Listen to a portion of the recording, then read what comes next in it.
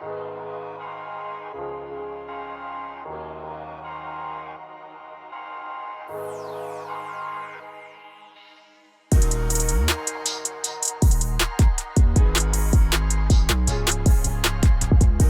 everyone, Chris at Dentless Touch here. Obviously I'm in a different setting. I am in my office and it has to just be like this. We're in a transition point where we're moving shops, thankfully. I just want to continue the content that I'm producing and giving information, providing value, all of that great stuff. So a little bit of a change of the video, as I just stated, but I think you'll still love and enjoy this breakdown of the repair, so stay tuned.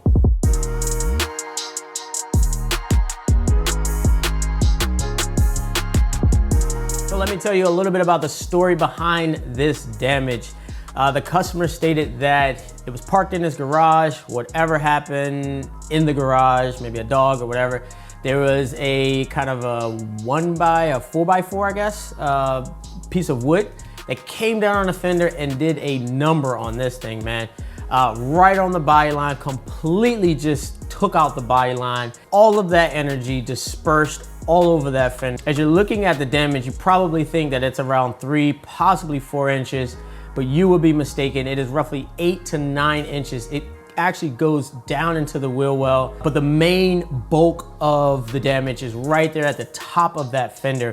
And that's what we're gonna be removing today. So I think it's best to just analyze this repair. Obviously, I was not able to talk during this video and kind of show you in detail what's going on with this repair, but I think you'll get a sense of kind of how we moved about and corrected this damage. Oh, that's actually a better word, corrected damage. Because we don't maybe not repair or fix, we correct.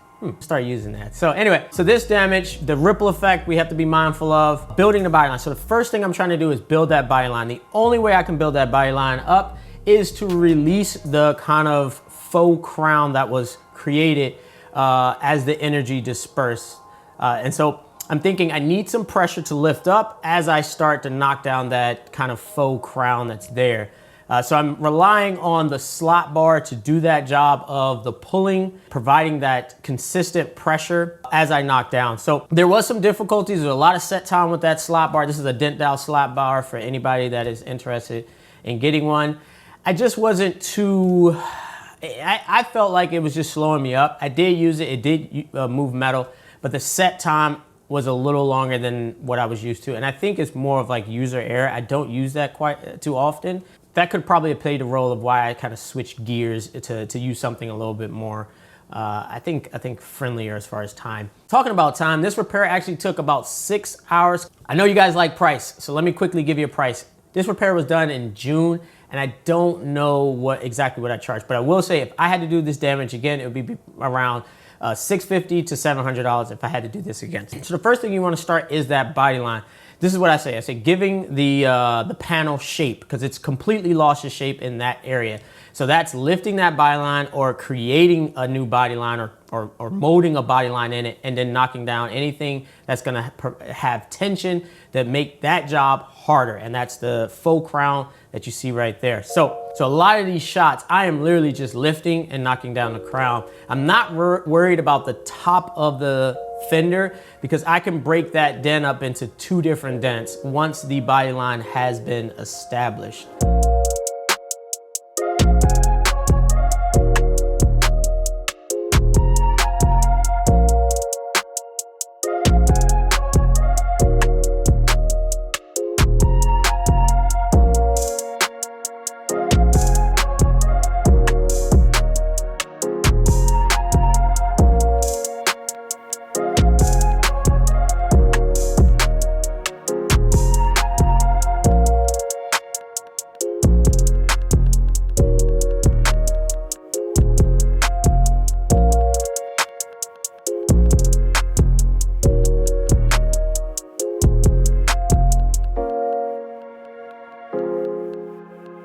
So mainly the tools that were used to do this was a double bend from Ultra. I think those are just amazing tools. They're very strong.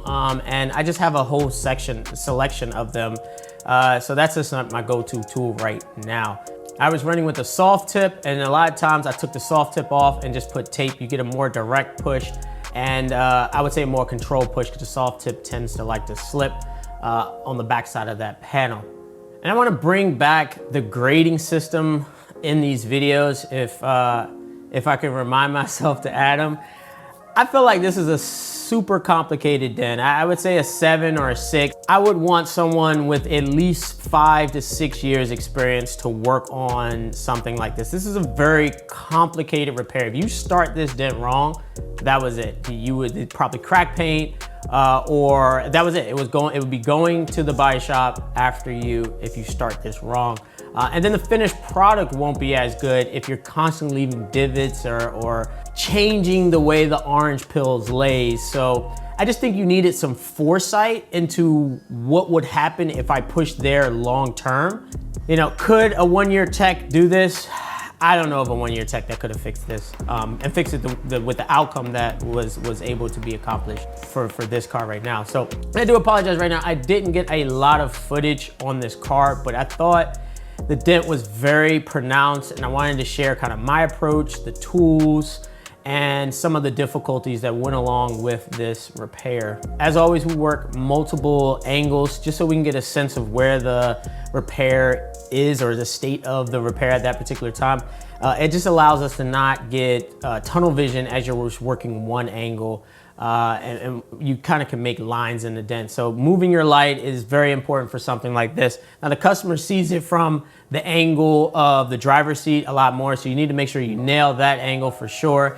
And then obviously a 360, especially on the top part, to make sure that looks just amazing and there's nothing there, nothing left.